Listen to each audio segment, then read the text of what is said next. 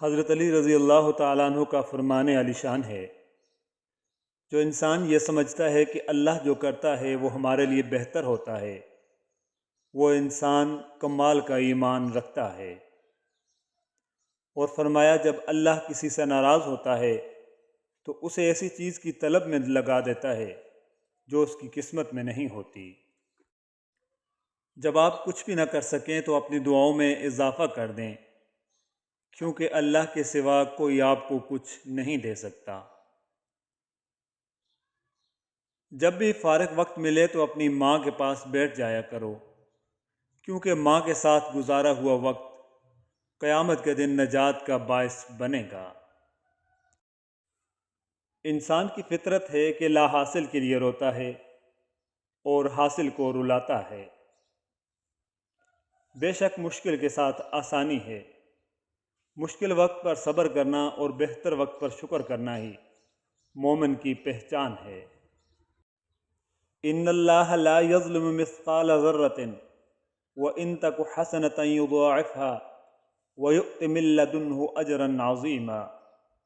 اللہ تو کسی پر ذرہ بھر بھی ظلم نہیں کرتا، اگر کسی نے کوئی نیکی کی ہو تو اللہ اسے دگنا چگنا کر دے گا اور اپنے ہاں سے بہت بڑا اجر عطا فرمائے گا۔ کوئی تیرے در کا فقیر ہے، کوئی تیرے غم میں اسیر ہے، ہیں سب تجھی کو پکارتے، کوئی سوز میں کوئی ساز میں۔ گر مانگا نہیں میں نے تو کچھ بھی نہیں مانگا، اب مانگ رہا ہوں تو خدا مانگ رہا ہوں۔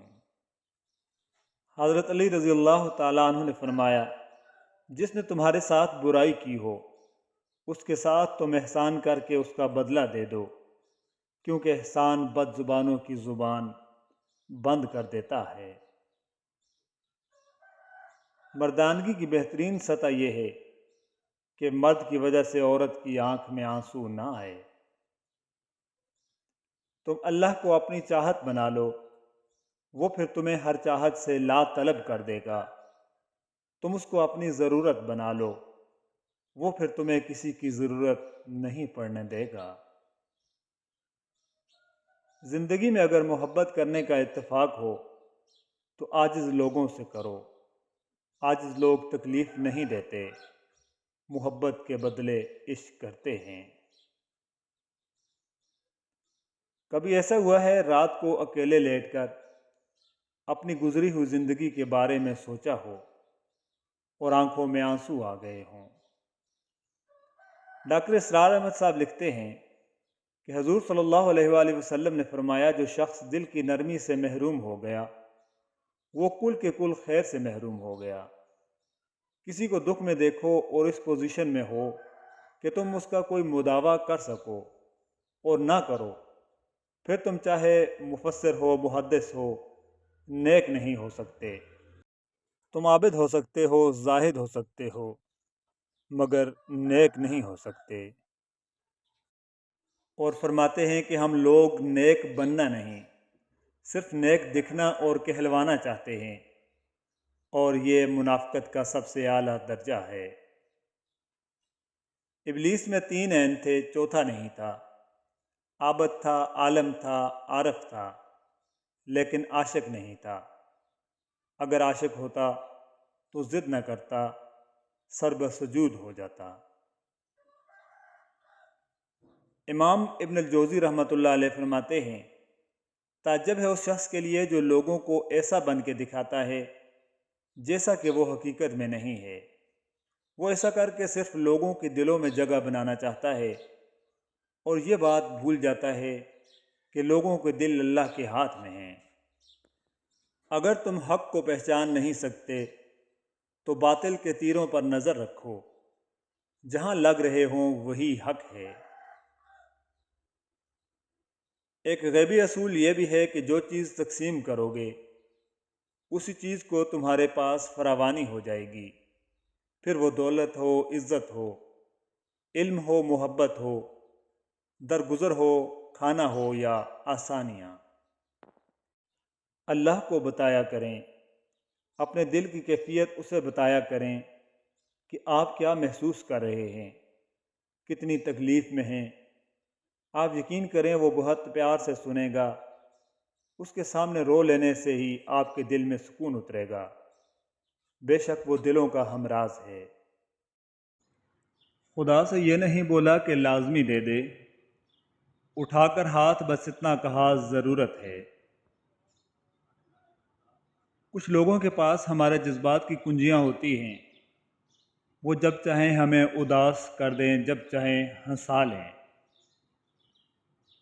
کسی کا برا چاہنے سے پہلے یہ بھی سوچ لیں کہ آپ بھی اسی دنیا میں رہتے ہیں۔ نور ایسے ہی نہیں مل جاتا، تنہائیوں میں بھی مومن بننا پڑتا ہے۔ حضرت علی رضی اللہ تعالیٰ عنہ نے فرمایا، تمام لوگوں میں معافی کے زیادہ لائق وہ شخص ہے جو سزا دینے پر قادر ہو، اور ان میں سب سے زیادہ عقل مند وہ ہے جو اپنے عیب دیکھنے اور گناہ سے باز آئے۔ جہاں مان نہیں رکھے جاتے وہاں شکوے نہیں ہوتے، گفتگو نہیں ہوتی، گزارشیں نہیں ہوتی۔ بے شک زندگی بہت بڑی نہیں، یہ محض بہت سے چھوٹے چھوٹے واقعات کا ایک بڑا مجموعہ ہوتی ہے۔ بجھتے ہوئے چراغ کی سرگوشیاں سنو، اس کو یقین تھا کہ اجالا اسی سے ہے۔ ہر شخص مبتلا ہے عجب زوم میں یہاں، ہر شخص سوچتا ہے تماشا اسی سے ہے۔ ہم ہمیشہ یہ سوچتے ہیں کہ دوسروں کی زندگی ہماری زندگی سے بہتر ہے، لیکن کبھی یہ نہیں سوچتے کہ ہم بھی اوروں کے لیے دوسرے ہیں۔ رزق عورت کے نصیب سے ہوتا ہے اور اولاد مرد کے نصیب سے، لہٰذا رزق کے لیے کبھی مرد نہ چھوڑو اور اولاد کے لیے کبھی عورت نہ بدلو۔ عورت مرد پر بہت جلد اثر کرتی ہے، وہ دنوں میں نہیں گھنٹوں میں پاگل ہو جاتا ہے، اور مرد عورت پر بہت دیر بعد اثر کرتا ہے، اور اتنا گہرا اثر کرتا ہے کہ عورت ساری زندگی پھر سنبھل نہیں سکتی۔ وقت کی وقت پر قدر کریں، وقت کے پاس بھی اتنا وقت نہیں کہ وہ دوبارہ آپ کو وقت دے۔